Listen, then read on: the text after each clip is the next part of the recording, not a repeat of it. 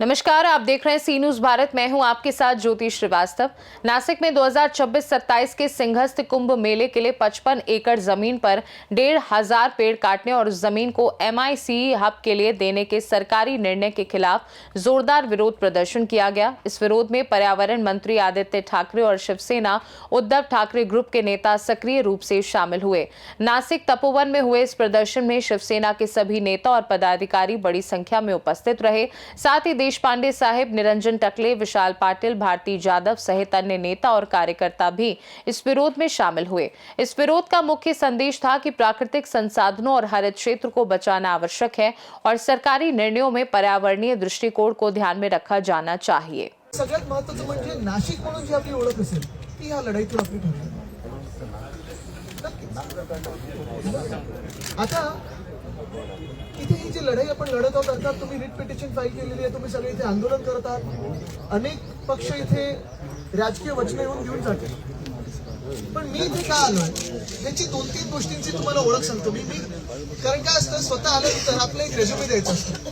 आता पर्यावरण मंत्री म्हणून मला पण हे नाव ठेवलं होतं अर्बन नक्सल, मला पण हे नाव ठेवलं होतं की तुम्ही खूप पर्यावरणवादी आहात, तुम्ही खूपच म्हणत असेल त्या विचारसरणीला पकडून असतात। पण 2-3 गोष्टी ज्या आपण केल्या त्या मी तुम्हाला सांगतो, कारण तुमचा विश्वास आणि आमचा विश्वास एकामेकांवर जर आपला असला तर ही लढाई आपण पुढे नेऊ शकतो। सगळ्यात पहिलं म्हणजे मुंबईमधलं आरेचं जंगल 800 एकर फॉरेस्टचा दर्जा देणारं हे आपलं सरकार पहिलं होतं। मी आपलं काही पर्यावरणवाद्यांचं बोलतो, बाकी कोणाचं पक्षाचं बोलतो। पण आम्ही झाडं तोडून जमिनी विकून पैसे कमवू शकलो असतो, पण ते केलं। नाशिकमध्ये मला वाटतं आपणच मला ट्विट केलं होतं, बरोबर? आणि ते फ्लायओव्हरचं ठीक आहे, आपण फ्लायओव्हर इकडे तिकडे हलवू शकतो, पण एखादं वडाचं झाड असेल तर ते झाड असतं वर्षानुवर्ष, किती 200-300 वर्षाचा त्याला इतिहास असतो, म्हणजे आपण टिकत नाही तेवढे ते टिकत असतात, 1000 वर्षाचं असेल। तर त्यासाठी मी लगेच आलेलो, ती नोटीस मी पाडली होती मंत्री म्हणून आणि आपण ते काम लगेच हे केलं होतं। तसंच मला आठवतं एक साताऱ्यामध्ये मला वाटतं मुंबई बेंगळुरू जो हायवे आहे तो हायवे एक असंच वडाचं झाड तोडून जाणार होतं, तेव्हा मी गडकरी साहेबांना विनंती केली होती आणि त्यांनी लगेच ती माझी जी विनंती होती त्याला मान देऊन तो हायवेचं जे आहे थोडं वळवलं होतं त्यांनी आणि हायवे त्या वडाच्या झाडाच्या बाजूने नेला, ते वडाचं झाड तिथे देखील आपण तसंच ताडोबा अंधारीमध्ये मायनिंग सुरू होणार होतं त्या टायगर कॉरिडॉरमध्ये, आता परत त्यांनी उघडले, सरकार आल्या त्यांनी उघडलं, पण आपल्या काळी आपण ते मायनिंग थांबवलं होतं। मायनिंग मध्ये तुम्हाला माहिती किती पैसे मिळतात, पक्षाचा फंड आम्ही असाच गोळा करू शकलो असतो।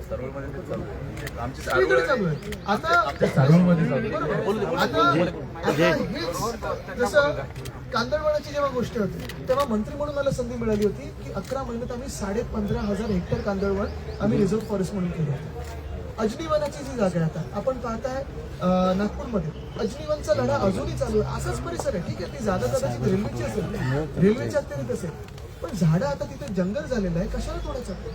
आणि ह्या काही गोष्टी ज्या आहेत मला वाटतं आपण शासकीय अधिकारी म्हणून असू, प्रशासन म्हणून असू, विरोधी पक्ष म्हणून असू, सत्ताधारी पक्ष म्हणून असू, जी गोष्ट आपल्याला श्वास देतो तीच जर नष्ट केली आपण तर आपण जगणार कसं हा विचार करणे गरजेचं आहे। आज ज्या 2 लढाया ह्या देशामध्ये म्हणजे चिपको आंदोलन अर्थात खूप फेमस आहे, जगभरात सगळ्यांनी ओळख ठेवलेली आहे, पण एक आंदोलन मी तुम्हाला आवर्जून त्याचा इथे उल्लेख करीन, ते म्हणजे वेताळ टेकडीचं आंदोलन आहे। वेताळ टेकडी पुण्यामध्ये अशीच खूप सुंदर जागा आहे आणि त्यावेळी देखील सरकार आल्या मी तिकडे जे काही त्याच्यावर विकासाच्या नावाने विनाश होत होता त्याला स्थगिती दिली होती। तिथे सरकार पडलं आणि सरकार पडल्यानंतर पुन्हा एकदा ते सुरू झालं होतं, कॉन्ट्रॅक्टर कोणाचा, काय कोणाचा, कन्सल्टंट कोणाचा, याच्यात मला जायचं नाही, पण त्या वेताळ टेकडीच्या आतून बोगदा, वरतून मेट्रो आणि बाजूनी हायवे, तो वेताळ टेकडी कापून टाकून बोलू जाऊ दे ना, सगळंच सपाट करा, वाळवंट जाहीर करून टाका आणि मग जो तुम्हाला विनाश करायचा किंवा विकास करायचा तो ठरवा। कारण विकास ठीक आहे, तुम्हाला विकास करायचा आहे,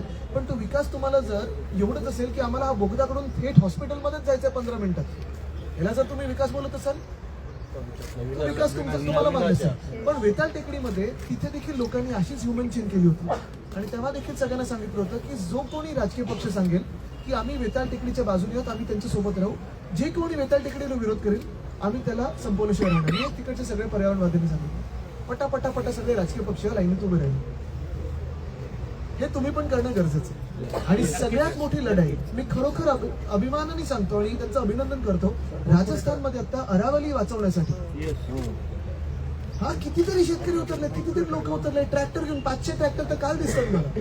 जोपर्यंत ही चळवळ एवढी मोठी होत नाही आणि तुम्ही नाशिक म्हणून सांगत नाही, जसं तुम्ही आता सांगितलं ना की आम्ही तुमच्याकडून ऍफिडेव्हिट भरून घेऊ की जिंकून आल्यानंतर तुम्ही ह्या जंगलाच्या बाजूने उभं राहायला पाहिजे, पुढचंही ऍफिडेव्हिट एक करून घ्या की जे सत्ताधारी आहेत त्यांच्याकडून आलं पाहिजे की ह्या पूर्ण तपोवनाला म्हणजे तपश्चर्याचं वन. मला तुम्ही सांगा, तपश्चर्या सोडून इथे तुम्ही माईस बांधाल, मग कसलं तपोवन होणार आहे? बरं, कुठचे साधू हे 5 स्टार मध्ये तपश्चर्या करतात? बरोबर, जे आपले महंत आहेत, जे महापुरुष आहेत, जे साधू आहेत, अशाच वनामध्ये तर तपश्चर्या करतात. तर आपल्याला हे पण करून घ्यायचं आहे की ह्या सरकारने आपल्याला आश्वासन दिलं पाहिजे की आचारसंहिता उठल्या त्यांनी ह्याला रिझर्व्ह फॉरेस्टचा दर्जा दिला पाहिजे. सेक्शन 4 झालं की रिझर्व्ह फॉरेस्ट लगेच केलं पाहिजे. आणि ग्रीन झोन येतोच ना, म्हणजे फॉरेस्ट झाला की ग्रीन झोन. पण जे काही चाललंय आता की हे तोडून तुम्हाला येलो झोन करायचंय, मग टीडीआर. आता टीडीआर जर तुम्हाला जनरेट करायचं असेल, मुंबईमध्ये फनल झोनसाठी टीडीआर तर मुख्यमंत्र्यांनी असाच दिलेला आहे. असंच जर द्यायचं असेल, टीडीआर एक तर तसं जनरेट होत नाही, पण त्याला होत असेल आणि असंच जर तुमच्या एका जीआरनी होत असेल तर तुम्ही टीडीआर बाजूला जनरेट करून द्या ना. ह्या जागेला हात लावण्याची गरजच काय आहे? आणि खरोखर मी जेव्हा इथे गाडी बाहेर थांबली आणि आज चालत आलो, मी आसपास जरा पाहत होते, एवढं सुंदर जागा आहे. या नाशिकमध्ये कमीत कमी 10 अजून अशा जागा झाल्या पाहिजेत. कारण झालं असं की आपण ह्या जागा तोडतो आणि मग डेन्स फॉरेस्ट, काय ते मियावाकी प्लांटेशन, अर्बन फॉरेस्ट वगैरे ह्या सगळ्या आपण गोष्टी ज्या केल्या होत्या त्या हळूहळू परत नष्ट होत चाललेल्या. आता मुंबईमध्ये देखील मी पाहतोय, पुण्यामध्ये पाहतोय, इथे असेल, नागपूरमध्ये असेल, हे एनडीझेडचं स्पेशल डेव्हलपमेंट झोन करतात आणि मग ह्यांच्या आवडत्या बिल्डर्स, आवडत्या कॉन्ट्रॅक्टर्सच्या घशात देऊन हे सगळे पळून जाणार आहेत. तुम्हाला सांगतो, हे बिल्डर आणि कॉन्ट्रॅक्टर जेव्हा यांच्या खिशात पैसा येतो, गेल्या 10 वर्षामध्ये आपले देश सोडून जाणारे 12 लाख लोक आहेत. आणि हे जे सोडून जात आहेत, काही काही बिचारे खऱ्या अर्थाने जातात की त्यांना त्यांच्या मुलांसाठी असेल किंवा अजून कोणासाठी असेल चांगलं भविष्य पाहिजे, भवितव्य पाहिजे. पण हे सगळे जे जात आहेत ते प्रदूषणाच्या नावाखाली जातात का? नाही ना. आता आपले प्रधानमंत्री महोदय देखील जेव्हा जगभरात जातात तेव्हा एक पेड माँ के नाम जिथे जिथे लावतात. पण त्यांचाच पक्ष आज दुर्दैवाने इथे महाराष्ट्रामध्ये जे सगळं नष्ट करत आहे. म्हणजे मी नेहमी सांगतो, इथे तपोवन आहे, मुंबईमध्ये संजय गांधी नॅशनल पार्क आहे, पुण्यामध्ये वेताळ टेकडी आहे, नागपूरमध्ये अजनीवन आहे, चंद्रपूरला आम्ही ते फ्लाय ॲशचा प्लांट तिथे मी पाहिलं होतं. मी मंत्री असताना गेलो होतो, तिथे देखील मला असाच ईमेल आला आणि तिथून ईमेल हा आला की तुम्ही आमच्या त्या नांदगावमध्ये येऊन पहा. नांदगावमध्ये बाजूला कोराडीचं ते त्यांचं थर्मल पॉवर प्लांट होतं. सगळं फ्लाय ॲशचं डम्पिंग चाललं होतं. सगळं हे अनसायंटिफिक होतं. कुठेही काही लाईनिंग नाही, काही नाही. अक्षरशः ढिगारचे ढिगारे 800 एकर, जवळपास 8 ते 9 फुटाचा ढिगारा पूर्णपणे फ्लॅशचा पडला होता. बरं, हीच सगळी फ्लॅश जी आहे ती रस्ते बनवण्यात जाऊ शकते, तुम्ही ऑप्शन करू शकता, सगळं काही करू शकता. आम्ही एका महिन्यात जवळपास 70% ती जागा स्वच्छ करून दिली होती. झालं, परत एकदा कोल वसुली सुरू, इलिगल सरकार पडलं, फ्लॅश सुरू. म्हणजे नेमकं आपण लढतोय कोणासाठी, कशासाठी? हा श्वास जो आपण घेतोय आणि जे काही आपण दिल्लीत पाहतात आता, म्हणजे ते AQI किती झालंय आज? 1081 दिसत होतं. 1081 दिसत होतं. नाशिकचं होणार, सगळ्याच होणार. म्हणजे एक तुम्ही बघा, हे ना अरावली कापायची, हे ना वेस्टर्न घाट कापायचे, हे ना मायनिंग सगळीकडे सुरू करायचं, ही झाडं कापायची. मग कसलं काय राहणार? म्हणजे उद्या वाळवंट झाल्यानंतर आपण वाळवंट म्हणून राहणार का इथे? आणि ह्यांची पिढी ही निघून जाईल. हे सगळे जे लोक पैसे खात आहेत हे सगळं विकून हे परदेशी निघून जातील. भोगायला आपण इथे असू. बरं, दुसरा जो विषय निघतो ना इथे की कुंभमेळ्याचा, दशकांनी इथे कुंभमेळा होतच आले ना. कुंभमेळा होत असताना तुम्ही मला सांगा, कोणी कुंभमेळ्याला विरोध केलाय का? आपण तर नेहमी दर्शन घ्यायला येतो, बरोबर आहे. आता हे सगळे जे साधू महंत जगभरातून येत असतील, देशभरातून येत असतील, त्या अशा जागेसाठी येतात जिथे वनात तुम्हाला तपश्चर्या करायला मिळते. पण ही प्रभू श्री रामाची जागा आहे, पंचवटी असेल, ही तपोवन असेल, इथे त्यांचा स्पर्श झालेला आहे.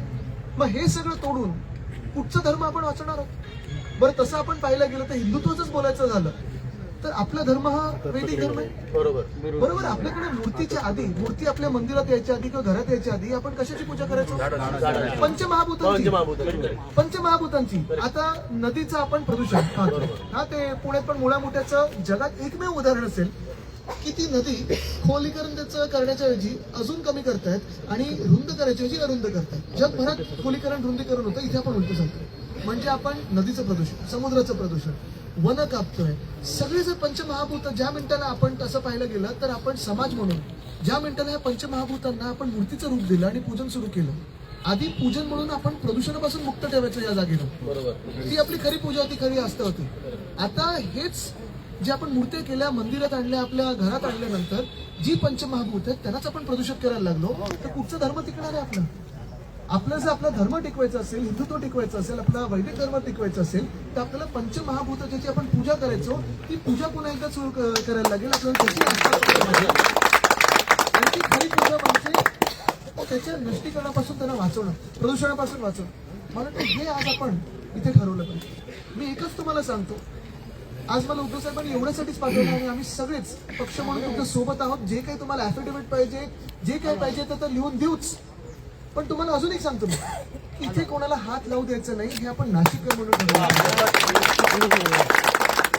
जे तुम्ही सांगत होता बाहेरचे कॉन्ट्रॅक्टर, बाहेरचे कोण, ठीक आहे, ते सगळं आपण नंतर बघून घेऊ. पण आपणच श्वास घेऊ शकलो नाही तर आपण कोण, बाहेरचे कोण, काय आपले काय पडते, हे काहीच राहणार नाही. तर नाशिकने देखील अरावलीमध्ये जसं, राजस्थानमध्ये जसं सगळे लोक रस्त्यावर उतरले तसं, आणि तुम्ही सगळ्या राजकीय पक्षांना सांगा, जर तुम्ही आम्हाला वचन नाही, पुढे वचनपूर्ती, कारण हे निवडणुकीपुरती नाटक पण खूप लोक करतात, त्याच्या पुढेही जाऊन जर तुम्ही आम्हाला इथे हे वन वाचवायला ताकद दिली नाही तर आम्ही तुम्हाला हद्दपार केल्याशिवाय राहणार नाही. हे तुम्ही सगळ्या राजकीय पक्षांना इन्क्लुडिंग आम्हाला आजपासून पत्र द्या आणि आम्हाला रस्त्यावर त्यालाच नाशिककर मतदान करेल. तुम्हाला सांगतो मी, जेव्हापासून इलेक्शन डिक्लेअर झालं. नासिक से सी न्यूज संवाददाता अभिजीत कोल्हे की रिपोर्ट। देखा जाए तो इस प्रदर्शन ने ये साफ कर दिया कि नागरिक और नेता पर्यावरणीय सुरक्षा के मुद्दों पर चुप नहीं रहेंगे। सरकार पर दबाव है कि कुंभ की तैयारियों में हरित क्षेत्र और प्राकृतिक संसाधनों का ध्यान रखा जाए। खास रिपोर्ट में फिलहाल के लिए इतना ही। देश और दुनिया की बाकी खबरों को जानने के लिए आप देखते रहिए सी न्यूज भारत।